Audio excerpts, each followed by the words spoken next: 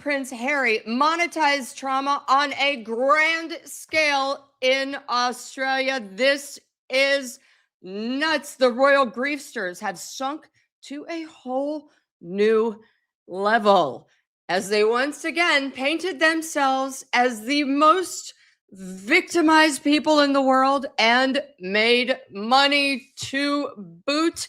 I'm bringing in my almost perma guest because I love him so much. Tom Sykes, here we go. Boom, Tom. This was the craziest thing I've ever seen. This Australia tour was nuts. These two griefsters, as I now call them, got off the plane and went straight, by the way, a commercial plane, and went straight to the Melbourne Royal Children's Hospital, where kids were wheeled out. Staff was there. They wheeled out machines. And then Harry and Meghan proceeded to hug, kiss, cuddle, all without masks. And, you know, I just want to show you this photo because I think it says it the best. This is Meghan cuddling a child with cancer who's obviously gone through chemo and radiation and no mask. Now, what's so fascinating about this is the thing about this is, Tom, 3 weeks ago, she showed up at a freaking LA Children's Hospital. Everybody was wearing masks. So how is it acceptable for Meghan and Harry to show up at a children's hospital with children in very dire conditions and not wear masks in Australia? Are the rules different down there? Look, I'm not going to tell the Royal Victoria Hospital in Melbourne how to run their hospital and who needs to wear a mask, but at the very least, the messaging is really weird. So in a normal situation like this, if they weren't wearing masks, which lots of people, you know, it's a divisive issue around the globe, at least at a minimum, what you do is you have your PR say, by the way, the reason they're not wearing masks is because it's not advised in this hospital, or they didn't, you know, at this hospital, they don't want to freak out the kids, or whatever the reason is. You give it, because as it is, and I'm sure you're finding this, my Substack DMs are inundated with healthcare professionals saying, what the hell is going on? Why aren't they wearing masks? Now, frankly, we don't know the answer to why they're not wearing masks. I mean, we must assume that this hospital has the best interests of their patients at heart and that they know what they're doing. For me, I think and I know we're going to get into this, Paula, but what I found really just so disgusting about this whole visit was that within minutes of Meghan turning up there, the outfit that she was wearing was being monetized on the one-off platform. Yes. Which I and I know we're going to get into the same thing happening at Bondi, which I just find so revolting. I can barely find words to describe it. But it should go without saying that if you go to a children's hospital to console children with cancer and to spend time with children with cancer and other illnesses, and we're told that there were anorexia and children with anorexia who she was photographed meeting, which seems very odd. Tom, this is my favorite. They then met with children with anorexia, bulimia, eating disorders, and Harry and Meghan did things like smelled flowers with them, touched plants. And you just think, what is going on? First of all, several things. The first thing is they spend all their time railing about children not being on the internet and not being out for public consumption. All right, maybe some of the children's parents said, okay. One child, we know the parents did. There were other children whose parents didn't look like they were standing behind the child, so we don't even know if they were there. But you definitely do not put people with mental health issues on air or on the internet. And I just want to get back to the mask thing for a minute, because there was, thanks to their camera crew, there was photos of them going straight from the plane to the car to the hospital to getting out and greeting people. At no time were hands washed that we could see. And so I know some people think masks are controversial. For me, not in a cancer ward, and not for all the health professionals that you and I have been inundated with. But washing hands is a basic must. Well, at the very least, one assumes that these things are done as a matter of course. And as I say, if masks are not being worn for whatever reason that may be, I think it's a mistake not to make it clear why, because part of the art of PR and managing the media is to head off things that could blow up into problems. And it obviously seems like such an obvious thing that very few of us would dream of getting off a long flight and going direct to a hospital where people with vulnerability to infection, could be gathered.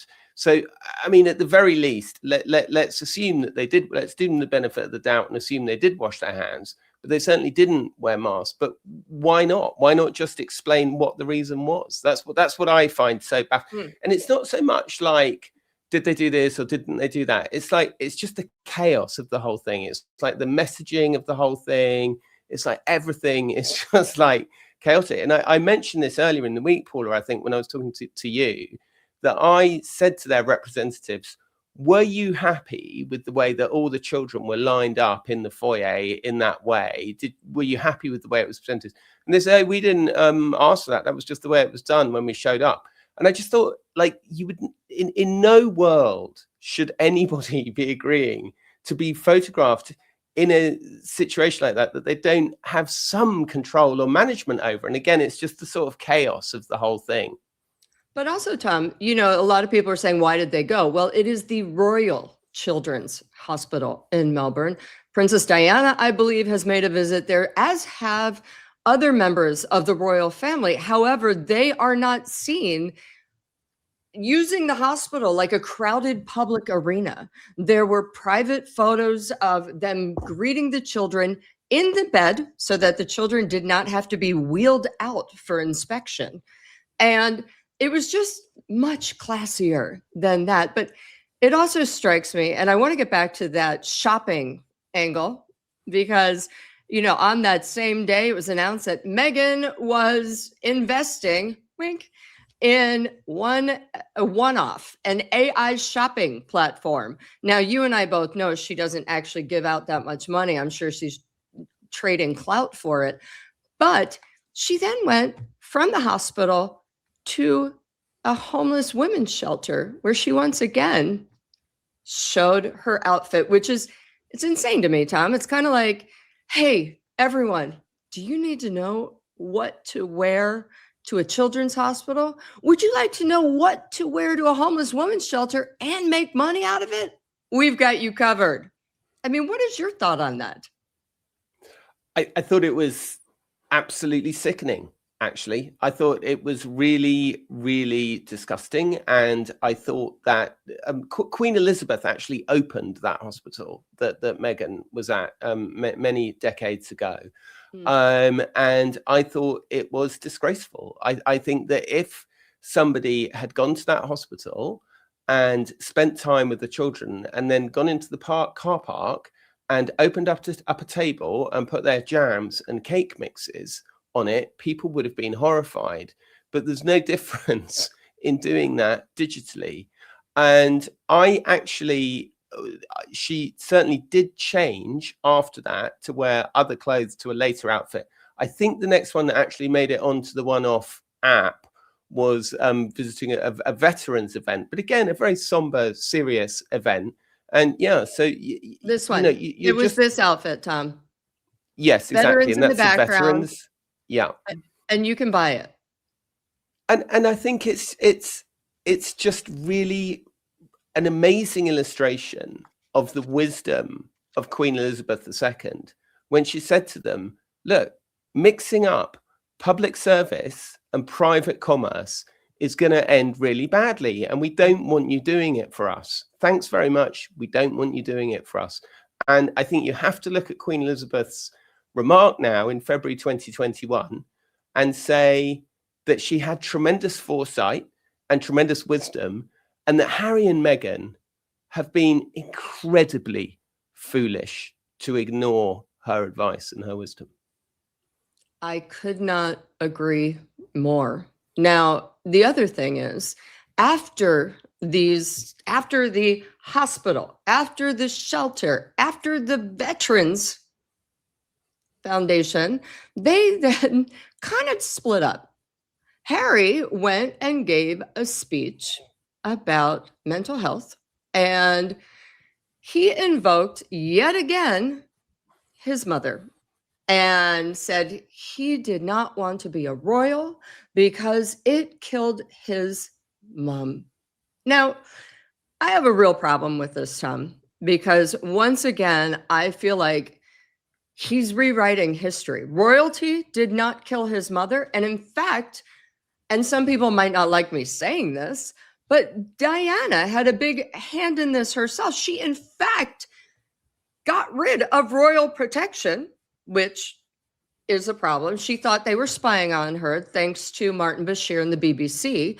And then she also called the paparazzi on herself so that they always knew where she was, so that she could stay in the news and kind of give a middle finger to Charles, which Harry seems to be doing as well. And I don't think royalty killed Diana. I think it was celebrity. I think it was Diana's chasing of celebrity. And I do think history is rewriting itself. What are your thoughts on this? My thoughts were that if you listened to that speech and wanted to play Harry bingo, right, and you'd written down all the things that he might have said about his mental health in the past, they were all there. I'm lying in a fetal position on the kitchen floor. I'm, you know, my mother, I didn't want to end up like my mother. The same thing that happened to my mother is going to happen to us.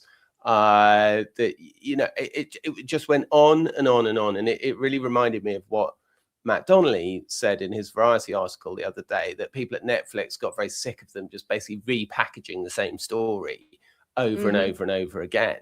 And that's what I felt like. I also, one other thing that I thought was super weird about that whole speaking engagement was then at the end of it, there people suddenly said that he hadn't been paid for doing it. And I'm just like, hang on a second. Wasn't this, I like, whether he was, or whether he wasn't, or whether you want to say he's paid through the attention economy or whatever, I just found the messaging so weird, because I'm like, Yes. wasn't the whole point of like leaving the royal family that you could combine making your own money with talking about things that you thought were important and uplifting communities? So why haven't you been paid? It's a ticketed event. I mean, it was $260, $350 just to buy an online ticket to watch it online, you know. So I thought the whole thing was incredibly ill-advised. And then talking about his father, again, Harry bingo, you know, all the stuff about how his father was useless and blah, blah, blah. And then this kind of very cynical thing of saying, I'm not pointing a finger at my father, and then going and proceeding to point a finger at his father. Like, just because you say you're not pointing a finger at someone doesn't mean you're not doing it. Like, well, I thought it was extraordinary. Yeah, I think it was absolute BS is what I think. I think that there was payment made in some form or another.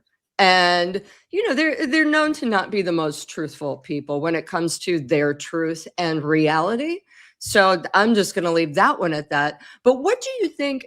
There's a lot of people talking about how this particular tour was a way for Project Thaw to commence and to show King Charles that, yes, they can do this and that this will bring them closer to King Charles.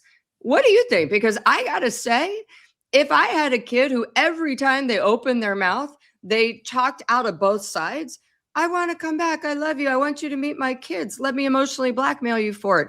And then they go in public and every time take a dig at me, I'd be pretty upset. It's definitely it's definitely a dry run for the return to the UK. Like, they are coming back in July for the Invictus Games. I've been told that they could be in England for over a week. You know, they are clearly going to do exactly the same thing as they've done here. So in that sense, it is completely a dry run. I think the thing about what's the messaging they're trying to give to the royal family, I think that we're beyond now trying to give the messaging of like, let's all be friends and give us back our protection. I think the messaging now is, we don't care and we're going to do what we want and you can't stop us. And I absolutely think this is a dry run for the return to the UK. And I think if you thought this was crazy, wait till they get to the UK. And let me tell you something, Paula, I am here for it. I am also here for it. So sorry about that weird editing blip.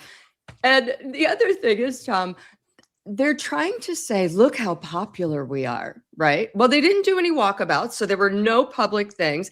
Everywhere they went, they had people, it was events, so people were smashed in or people were asked to come stage. And then look at this photo, Tom. The one time they did go out in the wild, al fresco, this happened.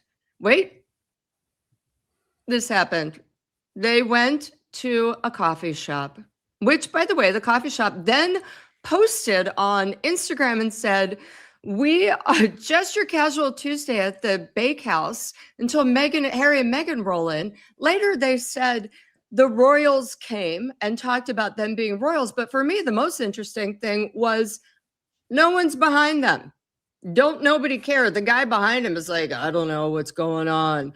And I just kind of feel like, yeah, this is why they didn't do any walkabouts, because unless it was fully staged, oops. And the messaging that they're putting out to everyone is they're beloved down under.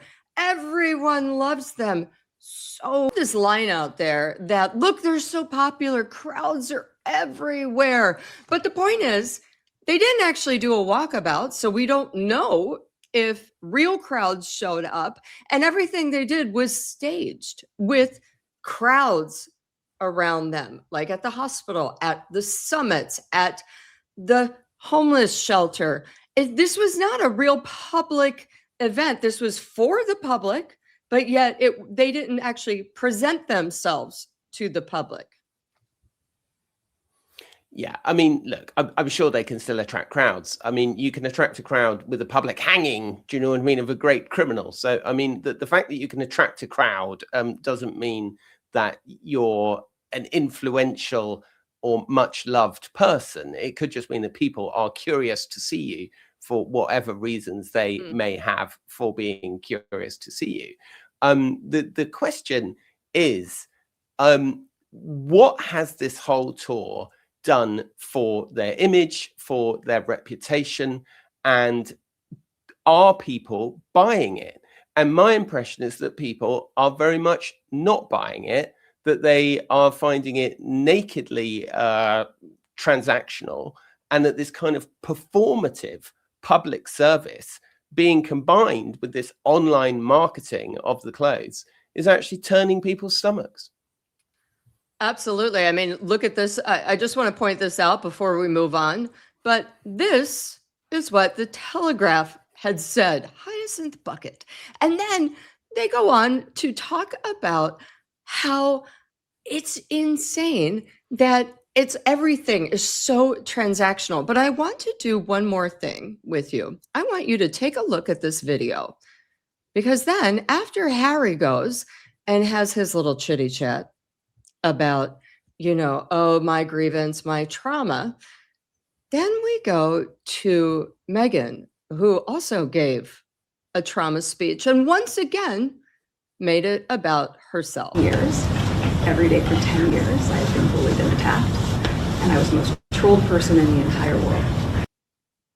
Most trolled person in the entire world for 10 years, Tom. Can you believe that? I mean, that's a hell of an honor she gave herself. I'm quite shocked. I mean, she's so just blind. For example, Pamela Anderson was there in Sydney at the same time. Pamela Anderson was trolled for decades, called a slut, a whore, a bimbo. Nobody really wanted to have anything to do with her except to basically put her up and be like, look, I've got a picture with the freak. And Pamela gave talks at Sydney and Melbourne and to sold out crowds that was basically authentically surviving. And thousands of people showed up. What was your take on Meghan's speech? Yeah, again, I just felt like we'd heard it all before, hadn't we? Like, are we meant to feel sorry for her? I don't understand. Are we meant to feel sorry for her? Are we meant to aspire to be her? Are we meant to like her? Are we meant to hate her? Is she trolling us? Like, the questions are endless at this stage, because it seems to me, in my unprofessional manner, that all they really want is people's attention, and they don't particularly care whether that attention is good or bad, as long as it, sells some merch and sells some product. So I think for Meghan to go on again about how she was so remorselessly bullied by, the terrible, once upon a time, it was just the British media, of course, that bullied her. But now the American media seem to have found themselves immune to her charms. Maybe they're coming into the frame as well. But fundamentally, it's just a worldwide privacy tour, isn't it? It's just Well, I disagree. It's a worldwide anti-bullying tour. Stop making fun of me. Stop it. I'm just so annoyed, but I have to say what happened next, it blew my mind. I'm so angry at this, Tom. They had the balls, and I knew they were going to do this. Liam was seen scouting out Bondi Beach like the day before that they showed up. You knew they were going to do this. And they walked onto Bondi and met with survivors of the massacre. And I'm of two minds. Number one, if they didn't do it, they would have been screwed, because they've spent so much time cozying up to charities that have praised Hamas and given money to people who have praised Hamas via Archwell. And now they did this. One moment, this is what makes me angry. I want to say, yes, I do think she had to show up, because whatever. But this is what pisses me off, Tom. This right here. She sold her outfit, sold her damn outfit that she was wearing on Bondi while supposedly touring and seeing the scene, and she's literally looking giggly and happy, while on the same sands where a Jewish massacre occurred on Hanukkah. I'm so disgusted by this. Not only is it monetizing this, but it's just so crass to release this on your shopping site of, look at me giggling. People died here. I'm so great. What are your thoughts, Tom? So they visited Bondi Beach today, the site of the December the 14th, 2025 anti-Semitic terror attack, the Hanukkah massacre that left 15 victims dead, many more injured, and of course, many more would have been killed had it not been for the heroic actions of that bystander who disarmed one of the gunmen in those astonishing scenes that we will all remember and that went around the world. And of course, just such a astonishing and traumatic a moment for Australians. As you say, I think they had to go, but I don't think that it's beyond the. I don't think that it really needs pointing out that you should not seek to make a quick buck out of an event like this, and I think it is so sickening emotionally, and I think it is so unbelievably stupid brand. I think that as a human being, I find it repellent. The idea that you could think that you are going to effectively set up an online mall on the site of the Hanukkah massacre.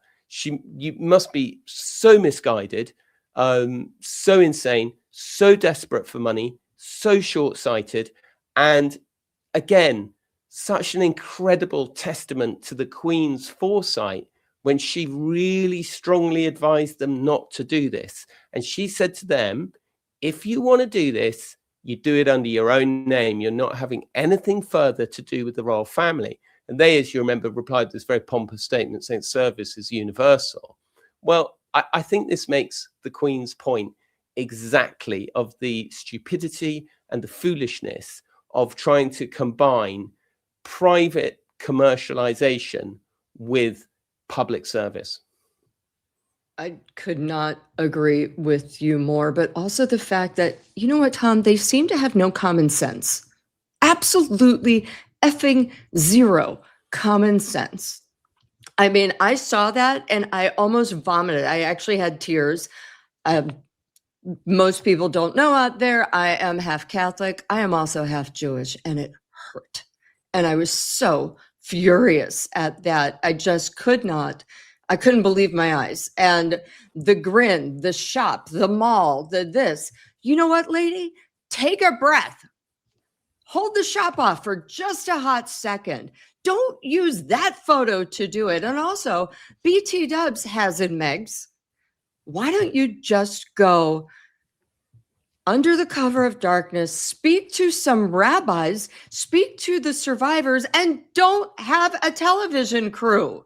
But, you know, I just think it's hilarious because the Australian media is saying they're using us as an ATM. And I think the final thing we're going to talk about could not be made more clear that they did. It was the girls' getaway weekend, the final last minute availability, proving that everything they said about their crap being sold out was indeed a lie, but also charging women for all of this, bragging that Meghan was going to be there. And then, Tom, as you pointed out to me, not staying very long. What happened? Yeah, I mean, look, so to be totally honest, in comparison to everything that has gone before, I'm finding it hard to get particularly upset by the fact that 300 people were stupid enough to give her a couple of $1,000s for a photo. I mean, to be honest, in comparison to that display at Bondi Beach, this is a pretty harmless side hustle. But yeah, I mean, look, if you want to give Meghan 3,000 Australian dollars to go and get a photo taken with her, you know, be my guest. Like, and to be honest, I don't think anyone would have really had a problem, that much of a problem with it. If that's where she sees her future, and that's how little she thinks she is worth, and that's what she wants to sell her ass for, then I mean, she's welcome to do it. But it's this combining of it all with this royal adjacency, this marketing of this of themselves as royals, doing all this stuff that's very self-consciously royal, and, you know, tacking on this other stuff at the end. And I mean, I have absolutely no doubt, Paula, that had the Queen known in February 2021, if they had disclosed that this was what they were planning to do, that they were planning to continue being quasi-royals, as it's sometimes called, pseudo-royals, if you want to call it, and they were planning to do the commercialization alongside it, I have no doubt that she would have said to them, well, I'm really sorry, but I have no choice but to remove all of your royal titles, because otherwise there will be so much confusion about your lives and what you stand for and who you are. And I have absolutely no doubt that the Queen would have said that. And I think that the time is now, I'm afraid it's long past due for Charles to do anything. I mean, we know he won't. They're already briefing to the UK papers that they're not going to do anything. We're going to have to wait for King William for this to happen. But this, it's an absolute disgrace. The whole thing is a disgrace. It's, you know, it's really, really despicable, the whole thing. And I think at the end of it all, some poor fool wants to pay $3,000 to go and get their photo taken with Meghan. I mean, knock yourself out, mate. Well, what bothered me about it was billed as this weekend kind of with Meghan. She would be there for a talk and a gala dinner. She showed up for 2 hours, Tom. 2 hours. And only the people who paid 3,000 Australian dollars got a quick clippy with her. And then she was out. 2 hours in and out, collected her paycheck and got out. I mean, she's literally the queen of the grifters, the griefers. I like to call them both, but it is so literally transactional. Hello, I'm here. Let me sign something, take some photos. by. I mean, it's almost like she wants to hold her own fake royal Comic-Con where she can just cosplay as, you know, her nemesis, Catherine, but cosplay badly. And it is just insane to me. I do agree with you 100% that it is long past time for those titles to be gone. But again, I don't think Charles will do it. I don't think he has the balls with a Z to do it. I think it will have to be William. And I do actually think William will at this point. Now, Tom, thank you so much. I love you. Thank you for being with me. Mwah. And everyone, you can catch Tom at his own YouTube, the Royalist channel. And also he's on Substack. He is the bomb, the Royalist with Tom Sykes on Substack. Thank you. And I just want to remind everyone, you know what? You guys watch and I love you for it. Thank you. But half of you aren't even subscribed. So boom, go down there, hit subscribe, hit like, and you will get all the latest news and rants served right up at your door. And if you want it in your email, go to my Substack, Paula Froelich Uncensored. I wrote about this whole Michigas today and took them down. I'm going to put it in the description, but honestly, you guys are going to want to see this. All right. Thank you. Thank you. I really love and appreciate you so much.